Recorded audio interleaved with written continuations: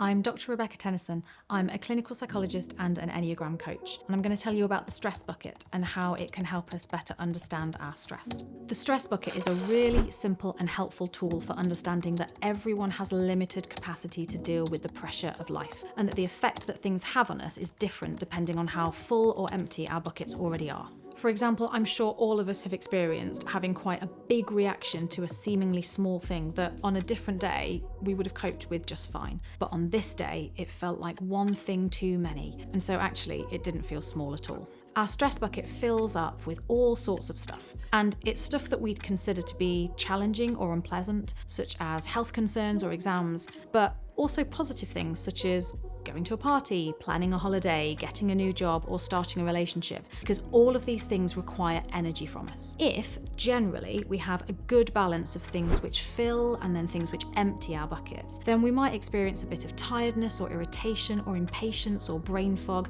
but nothing that feels too overwhelming. However, when our stress bucket gets too full, and this happens to everyone at times, it doesn't matter how small that last drop is, when we've got no more room, it is going to spill over.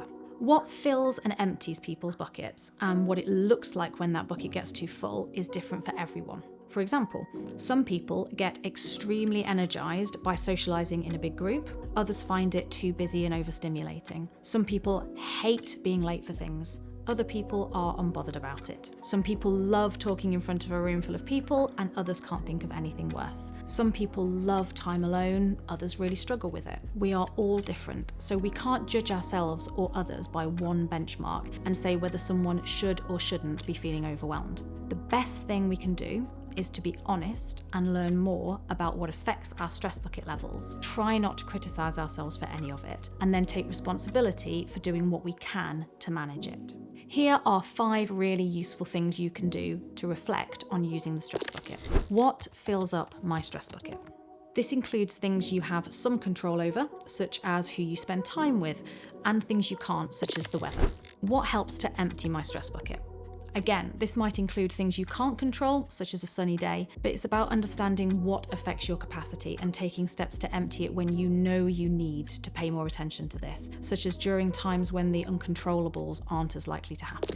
How do I know when my bucket is filling up? Too often we only notice rising stress levels when they're fairly high, or we put off doing anything about them until it gets really difficult to do so. We sometimes like to tell ourselves that we'll be okay, we can keep going for a bit longer, but spotting early warning signs that it's a good idea to do something emptying means that you're more likely to feel able to cope when the bigger things come along. What happens for me when my bucket overflows? We tend to beat ourselves up for a lot of the reactions that we have at this point and tell ourselves that we shouldn't have panicked or become angry or cried or felt so hopeless. But if we can see these responses as signs that the bucket got too full, then we can be kinder to ourselves at that point.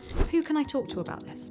One of my favourite things about the stress bucket is that it's a really simple concept that provides us with easy language to communicate how we're feeling without having to go into detail. Sometimes the last thing we want to do when we're struggling is to be asked questions about how we're feeling or what has happened to lead us to feeling this way, and this can hold us back from letting people know that we're not doing okay. If there are people in your life that you can share this with, then saying, "My bucket is full," or "I can feel my bucket filling up," can be an easy way of communicating something about what's going on for you without having to have the rest of the conversation if you're not ready. You can also think about when you support others in this way, for example, by asking if their bucket is full rather than asking about what's going on. Hi, I'm Dr. Rebekah Tennyson. I'm a registered clinical psychologist and Enneagram coach. You can find me online at enneagrampsychology.co.uk and on Instagram at enneagrampsych. I've spent the day filming with Mindfriend, whose aim it is to bring you good, reliable information and education around mental health by collaborating with registered mental health professionals. Check out the rest of their videos for more content like this.